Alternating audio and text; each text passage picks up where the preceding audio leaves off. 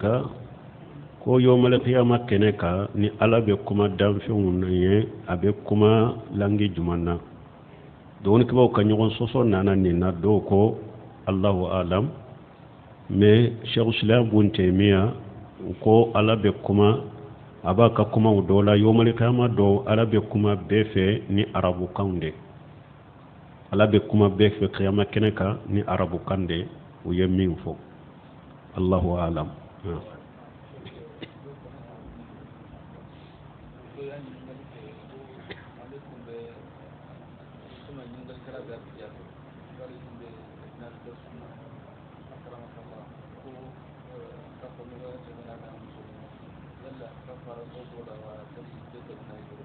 Bon ko do ko ale tumbe nafila sunna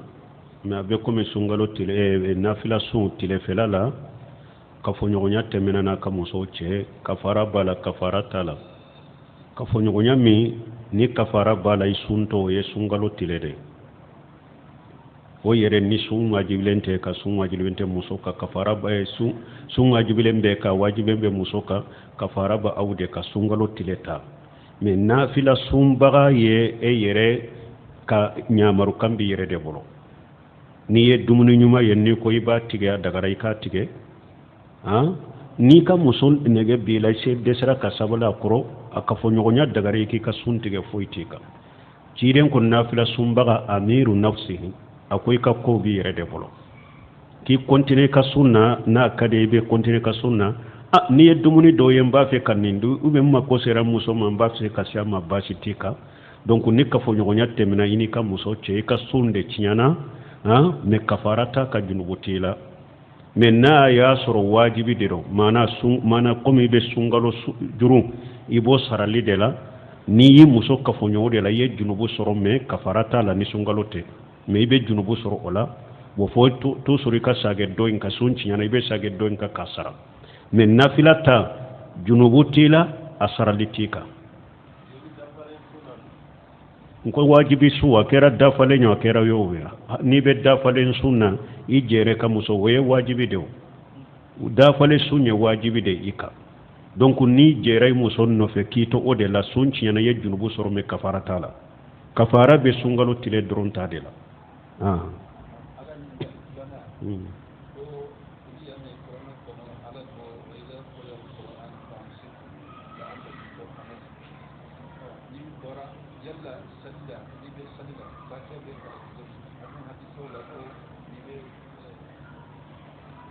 bon nye kuma ta yoro famu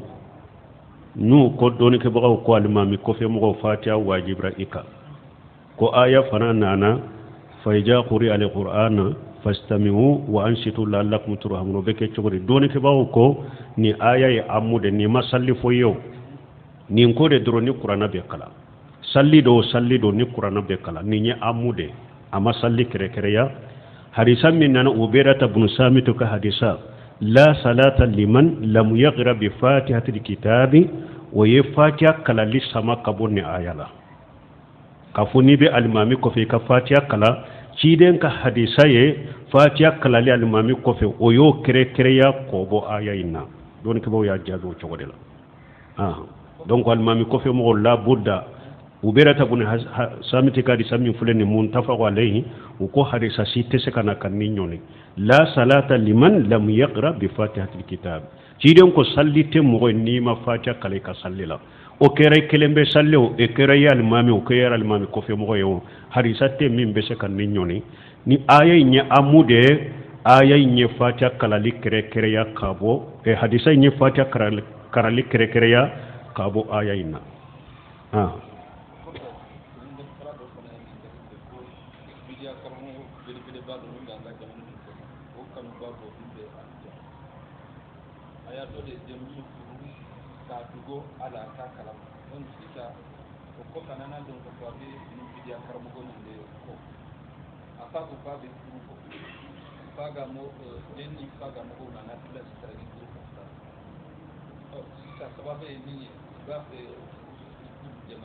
bon u ye min fɔ dɔrɔn ka surunya ko bidiya karamɔgɔ dɔ ko ye dɔ de ka denmuso furu a y'a dɔgɔ an b'a fɔ bidiya karamɔgɔ dɔrɔn bida karamogo kanu bagawo ani bida karamoga be de kelenya parce que Ahmad ibn Hanbali nyinin kara ko niye mogo ye ani bidia mogo be nyogon fe yala ika ni bidia mogo imbe ke kelenya category kelenya wa Ahmad ko ay folore iben nasiha ka tigi ye folo ka fo karasa ini min fule nyogon fe bidia mogo de do na ya tigi no bila afula ko na ma bo anobila ubeke bidia mogo ye wala ubeke bidia mogo ye wala Sheikh Abdallah Bumbaji nyinin kara mogo min be bidia mogo tanudo yala amba ni bidia mogo mbeke kelenye ko afane bidia mogo wa ako nam mogo bidia mogo tanu ako ani bidia mogo mbede kelenye wala ni fana ni minye bidia karamogo kanu bidia mogo kanu bagade a bangelendo a jelendo yoko bidia karamogo de yo kanu yere ye bidia mogo de konni o ya dogo ka min ka demuso furu ka dogo ila ko fe na no do iba ke chogodi ibi ka demuso furu sa ka bo aboro Imamu na Maliki ko ako bidia mogo nina benna kana salamu bilaka kani ka demuso dama furula mudawana kono Imamu na Maliki bidia mogo kani ka demuso dama furula muso wori dia bi bolo kana adi bidia mogo ma furula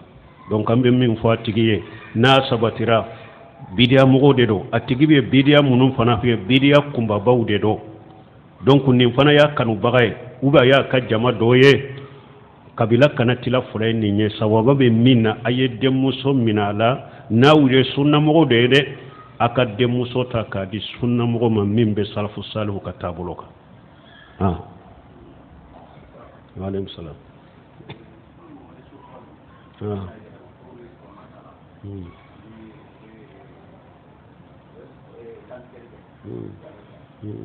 bo ko ni mogo do be yele maso kura la be qur'ana kala ka kantigeli ke obe chogodi qur'ana kala en kon ye bidiya ka fonye me yele man ka so kura kono ka karmo wole ka qur'ana jigo ye bidiya le sirito la dina la kanoke minye kantigeli ye chogo ya fula bola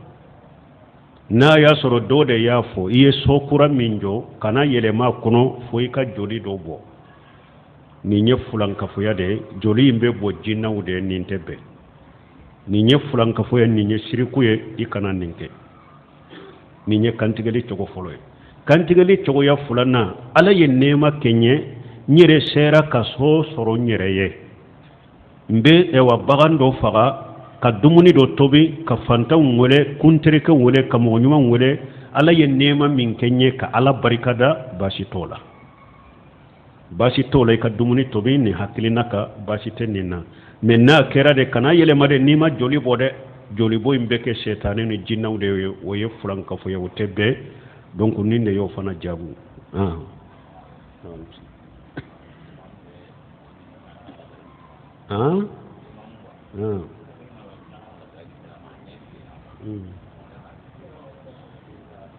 bo ko alimami ni alakalla jarabi serama anye finyana yala be kontina limami uba babila abe kontina kalimami yala Abdullah ibn Maktum cide nyere tumbeta jahadu dola Madina aya Abdullah ibn Maktum finyeto do aya le de bila kofe misiri la kamogo la salli sani cide kabo jahadu yorola finyeto be kalimami wa alaikum salam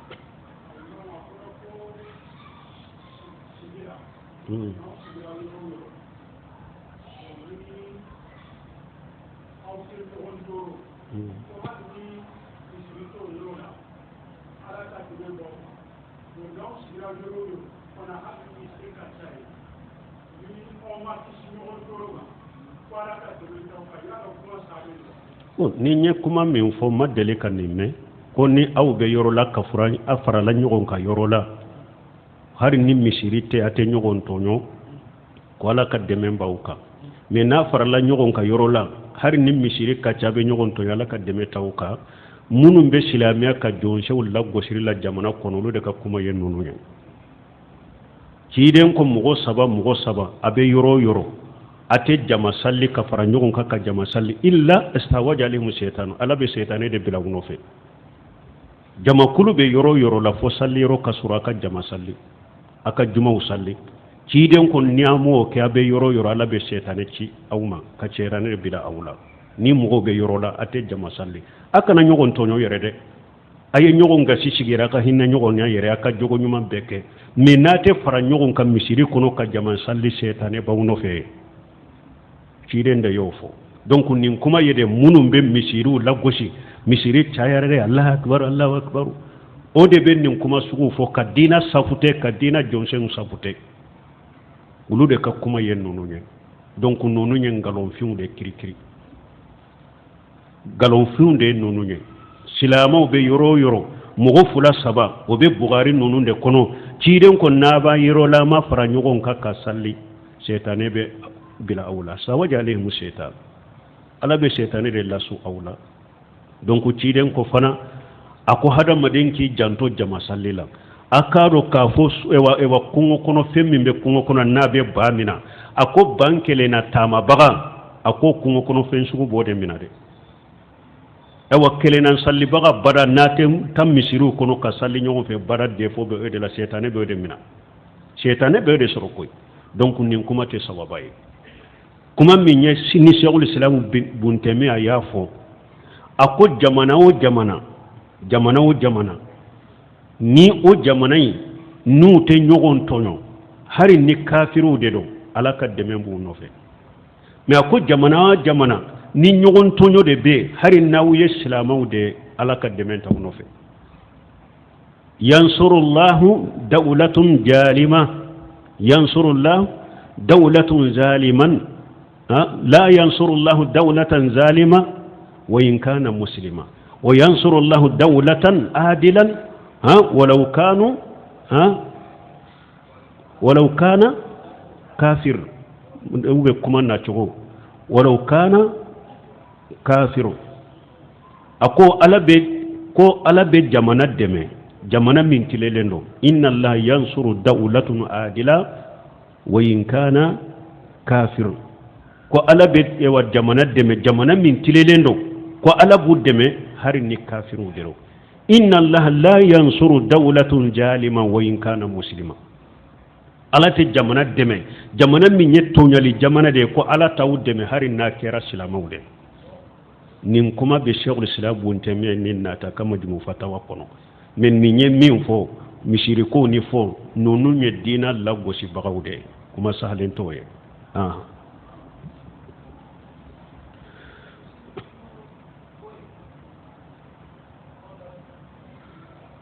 neta me el ka janema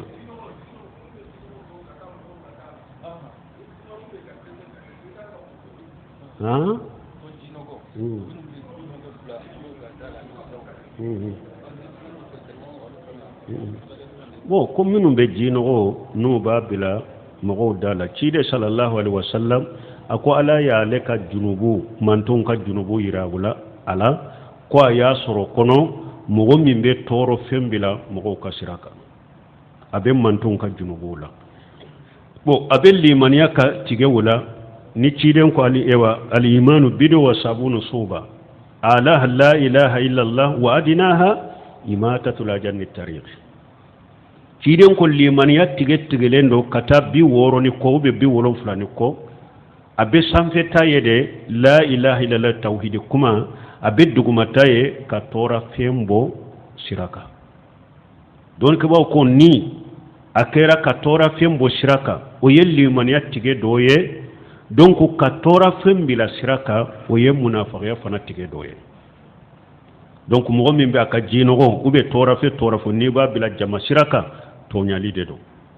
junubu de do to nyali de do hada madem fana ka sira to nyali ala ko wattagu juluman fa inna juluman julumat yawm al-qiyamah ako ayesira tonyali ako tonyali dibi chamande atigi ka qiyamah donc ambe min fola o ye ulude mais nunum be nun ko sugu be abe jinogo bila sira la fem bila sira la nimbeye jamana ala ya akal fam go munuma nyemo de ka bare nimbeye ka jamana kolosi nyogon tonyo kanake nyema ya uni famo kunye munye ka nyogon tono nyoni fama ya yire kunye de nyema ya yire kunye de jamana kono nyogon tonyo ka boy hada madon kana nyogon tonyo fama yire kunye ode uka kumbaye ode ñogon toño ka bo hada madeno ñogonce ñogon toño ka bo jamano ñogonce o ka kolosi donc o ye ñema o ka bara ba do de ye nume tama la ka ñañini ka ñogon toño bo mogo ni ñogonce o ka masuliya do de do qiyama do ni ala bu ñinin kala e min be toñoli ke i ka junubu bila de mais munun fana ala ye jamana nun juru ni munun fana mana marali di munun ma n'ulu fana mu ka joyoro ke ala ñininkali be ulu fana ka qiyama ala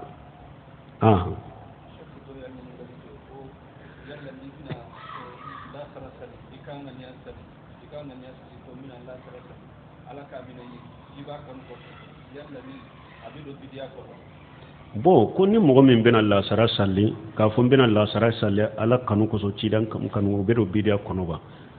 doni ke bawon ko anniyatu mahalluha alqalb wa talaffuz biha bidia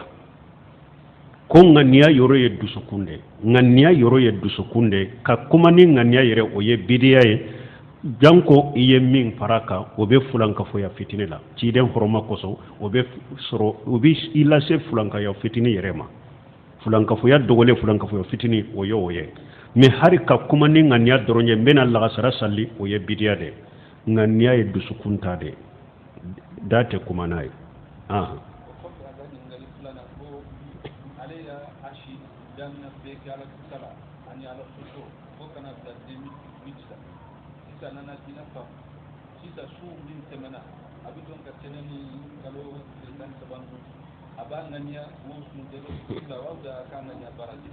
bon ko do ko ale akashi be ke ala sosola ani ala kuta fo 2008 no na nyogono ala nana tubu no ya ale wa ben nafila sumunun ke donc sumunun temana la ubo sarayewa ayi doni ke bawo ko ni mogo ye farda su sungalo farda sun toye ibellaje iye farda sun toye wakati mina ya suru itunte salli it nye sununun toye chogomi itunte salli fana itumbe misaliya komi kafiri de ola ni ala nana tubu no ya ye sallu saralitika sun saralitika parce que itunte silamai ni tubu no ya ye ibe sunta ka continue kata ka nafila sunni nafila salli de chaya mais na ya soro ye sumunun toye aya soro wakati farda sallu matarafalen bi bolo ibe farda salli be nata chogola mais itumbe farati sunnunun de ituntu su ni ala nana len seranya ni limaniya jidi duskun kono itubira ibe sunjuru nunu sarade ibu sara doni de fokatu ube sara kaboy kanna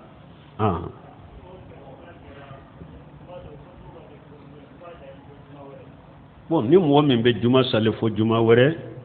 doni ko ka kuma sale comme Cheikh Abdallah Bumbaji ulu bolo ko farda kele ni yitugo ka to yima salli ye kafirite farda kele min te salli juma ani juma doni ko ka kuma sale na Bumbaji nunum be min ka ye min giriya ye kafiri de ciden ka hadisa ko so ma bayna rajul wal kufr aw shirku tarku salat min be hadama denni kafir ni mushrikiyasi salli tolide do ali ahadu alladhi baynana wa baynahum as-salat faman tarakaha faqad kafara ciden ko faramfanshiya min be silamani kafiri ce way salli de ni mo min ye salli to kafiriyara hadisa do na ciden ko man fatatuhu salatul asr faqad habita amaluhu akul la sara salli taraka mugo da ki tugu la sara salli kata ki da ko ikabara be ciana uyu della ke nununde donc ko mugo ni ete salli jumani fo jumade e kafiri de silamata tigiye mais comme mi nye ibn Usaymin rahimahullah ale baka ni ma salli to ye pew ite kafiriya ni be salli do de kebe do to ite kafiriya mais ale yere anyinin kara mugo min te salli juma fo ani juma don akon nim fana ka salli baliya ale ka fana ka salli ka dogo ko jugu nim fana ta ka dogo ko jugu ni ete salli fo juma ni juma akon nim fana ta ka dogo ko jugu donc wala nin tigila mugo be qataru ni danger bele bele bala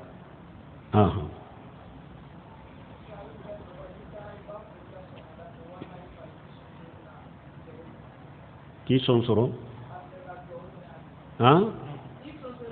kon yala mogo ni tari bafo ube ifa abe daga ki sonsoro ka do nyina fe sonsoro lite daga minye ki sonsoro ube ka fendo bo ikundama o tebbe dam fe nyowe ala ube ki ala kelimpe ude ciden ka sebo ye ciden nyine kana sika hadisala nambe nasirala ayeni haniya yala andora kele an kan kan kusuli doyeba shiren kolla akwa kano kede ukonnam ben nan kan bolo di nyogo maka nyogo fo akonna ako minye kusuliye ube sonsoroli bo ki yere majigi ki sonsoro ube kumbele mina uluna nyogo na wote daga fo yeni ala kelente wote donc wibe bange baga fo o ni ewa i biride pour ale sigilendo no e bolote se gale ka borosoro fo iki biride chew salo fawjani nyinin karande na ko nin te sonsoro dini ima biri bonya kama nine i birina de pour aka boro ka nyogo soro ube i biri la tumbe kuma do de fo i biri pour ka kuma me nonu na nyogo na basito la biri kumbe nonu na me ki biri ube ki sonsoro ni abonyaliye o de tebbe sila nya sariala o beke ala kelempe ude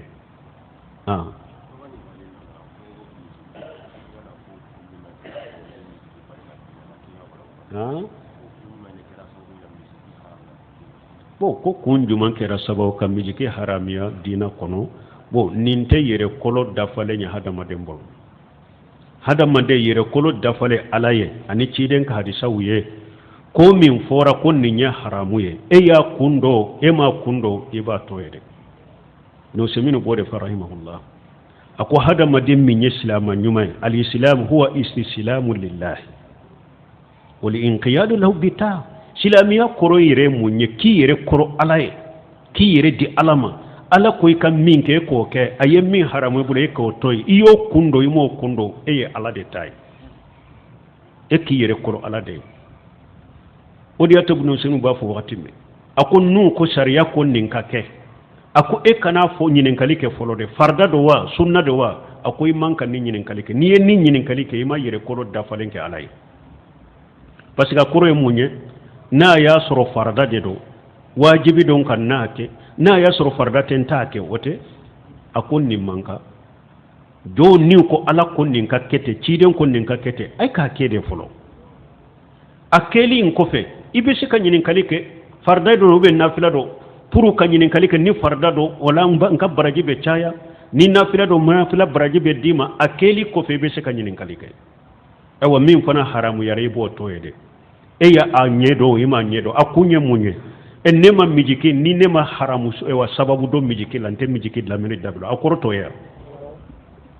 ewa wajibile mbe kai kam mijiki lameli ika toyedo ya mana do ima mana do wajibide ko ika toyede wajibide ko ika to ciden ka hadisa ko ijana haytukum an shay'in fastanibuhu ciden ko ninya bali minna ya yire ko sama en ko ambaye setu della kanyinenka ko munna ni musobe bolo do na jila be kalobola abora kalobola munna be sunjuru sara ate salli sara ambaye setu ma kun faye ako cire nya mara nay nin cogodela kunna numar bi ghada'i sawmi wala numaru bi ghada'i salah bay setu ko neto hikma wore fo yede hikima simatte me ciden kan nyamaru kanna ciren tumbanya mariya an ka sun sara abanya mariya yan nyamuran kana salli sara banna kun wure sita la ciren kan nyamaru kando awas mijiki fana lamele haramu yare akun folo ye munye ala ka balili fende do ala de balala ciden de balala annafa folo a hikma folo ala ka haramu fende do hikma bete menenka ala de ya haramu ciden de ya haramu أنبنا سورة اللغمان قنو ومن الناس من يستري الله ولحديث ليدل الناس ليدل عن سبيل الله عبد الله بن مسعود كليلا ni aya tawsila sinya sabakwala kambe donkeli dema anin mijikun ciden ko hadisa sahalen kono la yakunanna min ummati aqwama yastahilluna al-hira wal hariri wal ma'ajifa akum mugo bina sorone kam mantowuna nu be jene yalla daga ka harira fini loni la daga cewuye minye foli few ni mijiku ye kula daga mugo munum be sigi kam mijiki la daga ne yo de fon ko ni ye ciden ka hadisa kala ni site balilaw aku bena de akum mugo bina ne kam mantowula mijikun ubu la daga anana uga mana anana ewa mijiki hikima ye minya haramu ya setane ka kode do kele a dobe abe munafiqiya de fale hada madin du sukun kono komi sanji be fale fen fale jogomi awa binyina alako kinyina alaka qur'ana ko e ka korosidi ke miji kila lameli ngana be donc la lameli ngana be amma kote qur'ana la donc li lameli miji ki lamme be qur'ana yere lameli nege bo mo la de balo be o bo silama bolone e ko islam donc miji ki haramu le no haramu kunde bala abeke sababu e kuisugula ka wala ka qur'ana nege boy bula abe munafiqiya fale idusukun kono ewa mijikun fana ube jeneya ki laso jeneya ni fashiriya ube hada madel laso katulu dem jeneya ni fashiriya ube hada madel laso katulu dem odiya to silamiya sariya yu u haramu ya ani shaytane kamina undedo tumami abubakar siddiq salliba do aye jom muso do soro ciden ka sokono ubake ka donkili da ne donkili sugu munudo donkili haramu den ta yubali ako mijimara shaytan fi baiti rasulullah sallallahu alaihi wasallam ku shaytane kan woni aw bawde ke ciden ka sokono ay ciden ko utoye ulube minna